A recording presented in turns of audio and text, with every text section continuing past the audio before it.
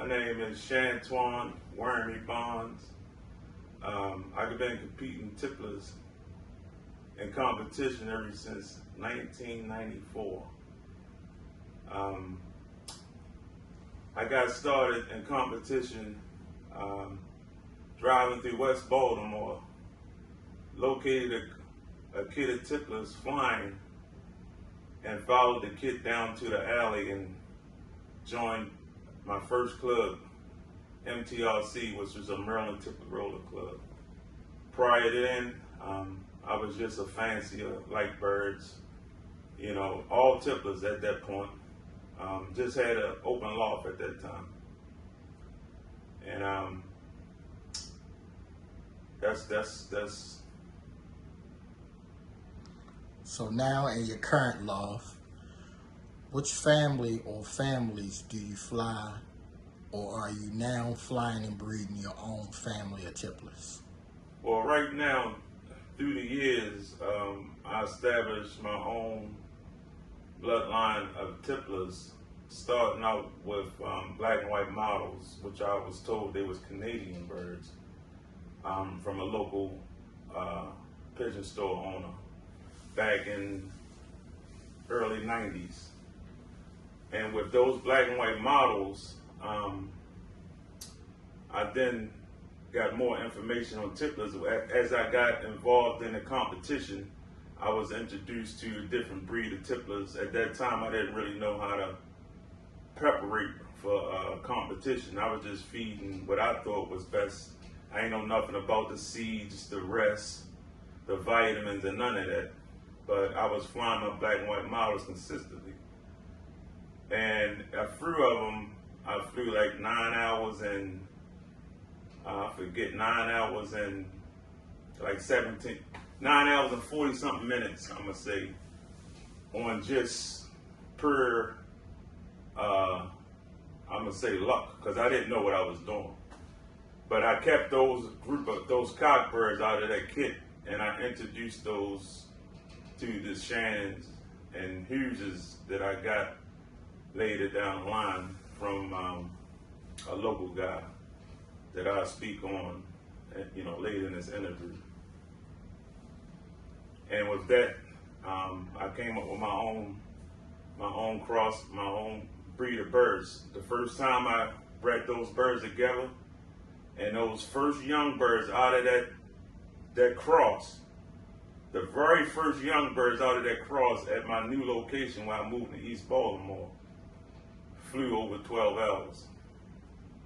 So I knew I was on to something. Then, the funny thing is, I gave away all my black and white models thinking they wasn't, you know, cut out for competition. So I traced back probably 2-3 years later to get my birds back from a guy that I gave them to. And he only had a handful of them, and they was already destroyed. But I had the 3 cocks that I flew 9 hours with. How large of a loft do you maintain? My loft right now is 8 by 12. I wish it was 8 by 16. I wanted another section. 8 by 12 by 6.5.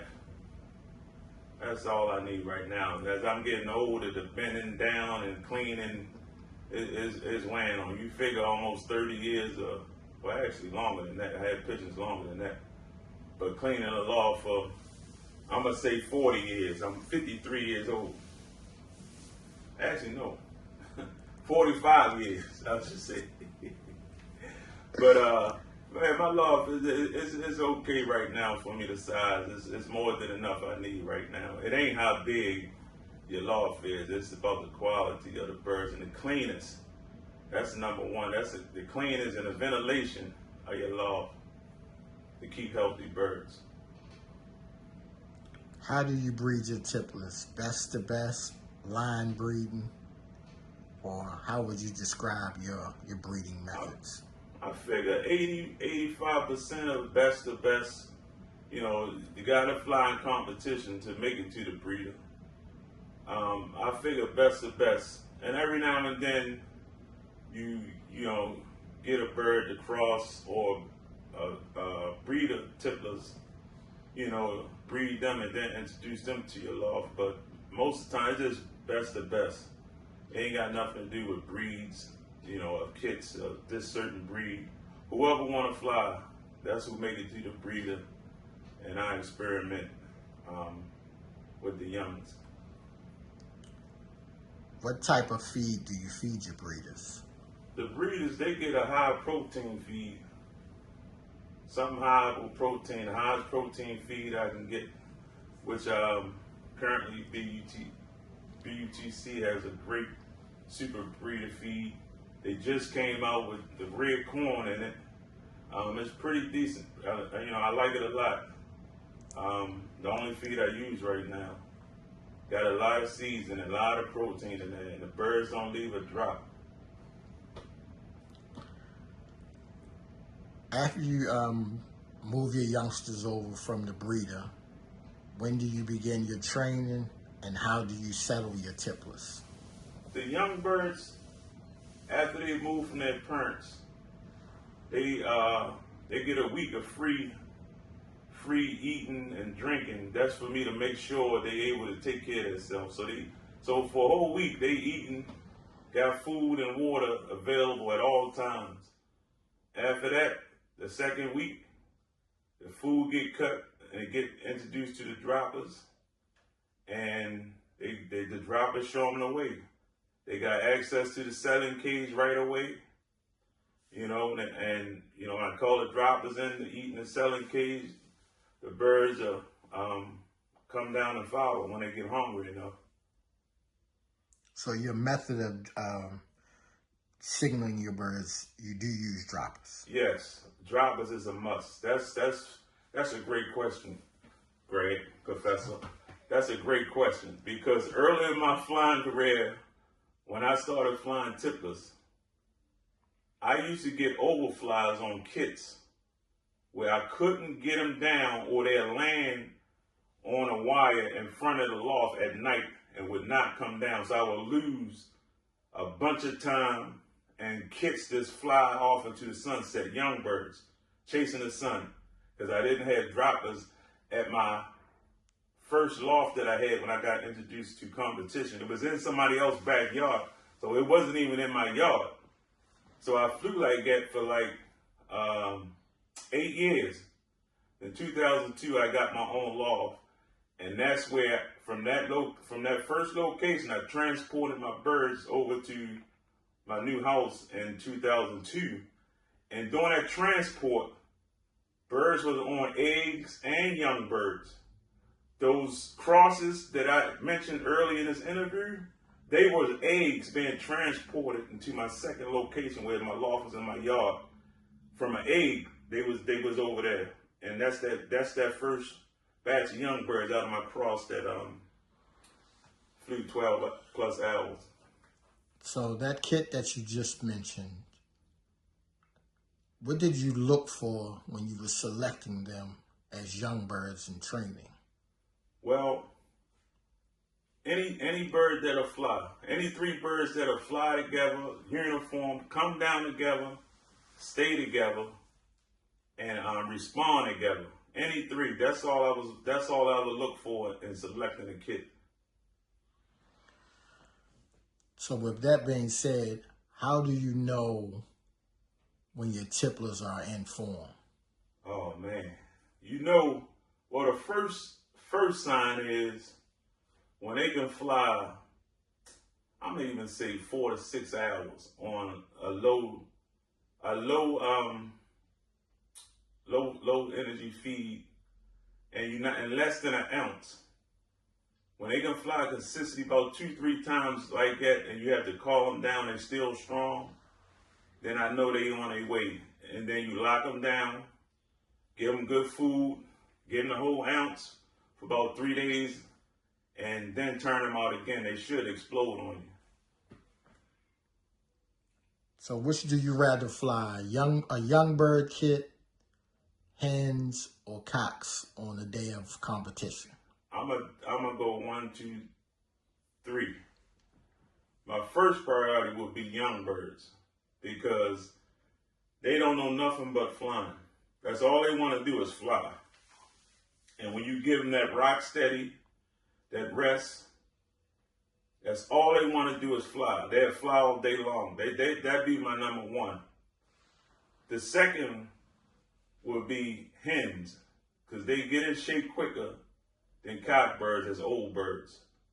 And, they fly, they just fly better. The third one, of course, is cock birds. They stronger, but they get sex on their mind, then it's a wrap. I don't care how they flew as young birds or whatever. As a yearling, it's a window. It's a window you got with birds. Once they get in their head, they want to mate. It's over. So you gotta be able to,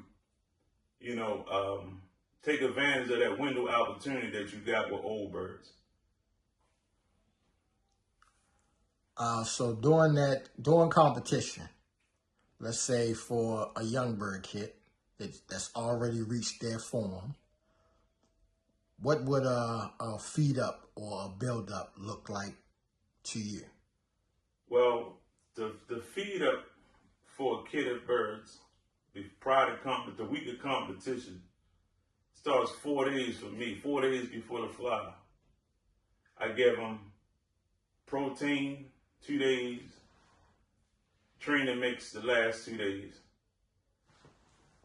B.u.t.c training mix, and then and go from there. And I also give my birds grit too. I love keeping grit for them too. But definitely 4-day feed up prior to competition. Now you mentioned earlier about the droppers.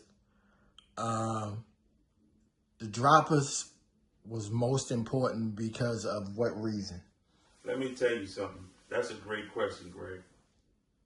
The droppers, and this is no lie, when I was flying heavy for years in competition, I had a group of droppers that I loved more than the competition tipplers. That's a fact. Because them birds, they did what they did. They worked. They did their job, showed the competition birds what to do the routine, and they was always reliable. And once I got enough droppers, I retired these certain droppers that I had. I loved them so much. Matter of fact, there was one bird in my backyard right now as we speak from 20-something years ago. That's how important droppers are to me. Why did you decide to join B.u.t.c? Man, I wish I wouldn't have waited so long. Because in this sport, you're going to find out, direct or indirect, how people feel about you. Whether you did something to them or not. I'm going to say about myself, I never did nothing to anyone, never said nothing to anyone. All I did was fly birds. And the amount of hate and dislike I heard that was amongst my other club, it was just in disbelief. I'm like, why? For what? I never did nothing to nobody. Why do y'all feel that way y'all feel? So once I had enough of that, I just got fed up and got angry. And I just, made the transition to come to B.u.t.c, which is a great group of guys promoting the city well. Right now, we got feed, vitamins, any type of pigeon supply we need, we got it on hand right now. And it's delivered to you. And then the fellowship is just off the chain. It's off the chain. Everybody just inspiring everybody, and everybody giving each other birds. Everybody got good birds right now in the city. Everybody got good birds. So birds isn't an issue with someone training program as far as their success, because everybody got good birds. But B.u.t.c, man, they just some great group of guys, man. I wish I'd have made this transition earlier, because I enjoy it again. At first, I mean, when I was at my last club, it just was, it just wasn't fun anymore. Who would you like to pay homage to in the past, and who do you see as people we can turn to for the future, for the future of the sport? Oh man, this was deep on it, man. I would like to pay homage to my old loft mate, Leroy Daly. As a kid growing up in South Baltimore in Cherry Hill, Leroy, I probably was about 10, 11. Leroy older than me. Leroy had so many tipplers, flew in a big flock, pretty birds, and flew all day long. And I always wanted to meet him personally and raise with him. It wasn't until I got older and he was out of birds and he happened to be walking past one of my lofts and asking me to raise. And I said, sure. You know, and I was delighted that he was asked to be my loft mate. And we started a competition together. He was actually my loft mate back in '94 when we first started flying birds in competition. And I would love to pay homage to him, you know, for inspiring me with tipplers. And also another guy, Thomas Scott. Thomas Scott. You know, he talk a lot of trash, a lot of stuff, but he can back it up. He ain't lying. But Thomas Scott joined BMTU, my previous club, back in '99, I would say. And prior to that, no one has witnessed a 10-hour fly in Baltimore in flying competition. Thomas was given birds from other club members at that time where he flew 10 hours with birds that was here already local. Then he even sweetened it up. Man, the next year he did it. He went to New Jersey and got some tipplers from a guy named Stan up in New Jersey. He got tipplers, he got the birds, and he got the knowledge. He came out here with a bunch of blue balls, Hughes's, Shannon's, Davies, a couple Davies, and he came with the knowledge. And he came to a meeting, he said, y'all gonna start calling me DD. Everybody thought he was joking and laughing at him. But his next flying season in 2000, he broke it wide open. He broke it wide open with those blue balls and that bird, those birds, and that knowledge. Back to that knowledge. He gave that knowledge a pamphlet, stapled together. He gave it to every club member at the same time. Every club member in the meeting had the same knowledge. And some of us grabbed that knowledge and went to the moon with it.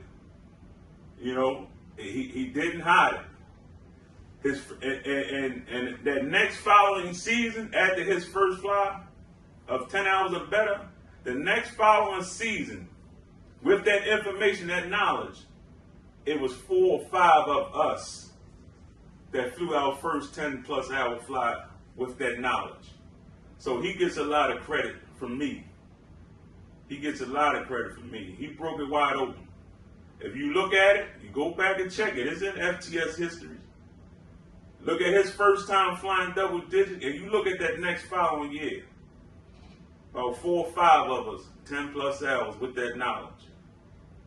So I like to, you know, give kudos to Leroy Daly and Thomas Scott for, you know, for the past. I like to give them homage, pay them homage.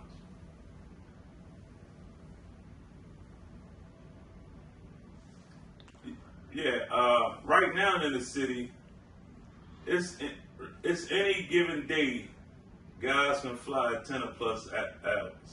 10+ hours of birds. It's a group of guys. It's not just 1, 2, myself, or Joe Blow. It's anybody that's flying competitive tipplers. Any given day, they can fly 10 hours or better. Because he got the birds. Everybody got the good birds. And then one thing I keep hearing that I don't have no control over, and neither do my birds, but people keep telling me they're going to break my record that I set in 2006, 15 hours and 13 minutes. And I don't have no control of that. Records are made to be broken. I never told anybody that they wasn't going to do it because they made to be broken. You know, I can't say that your birds ain't going to do it. The birds got to fly.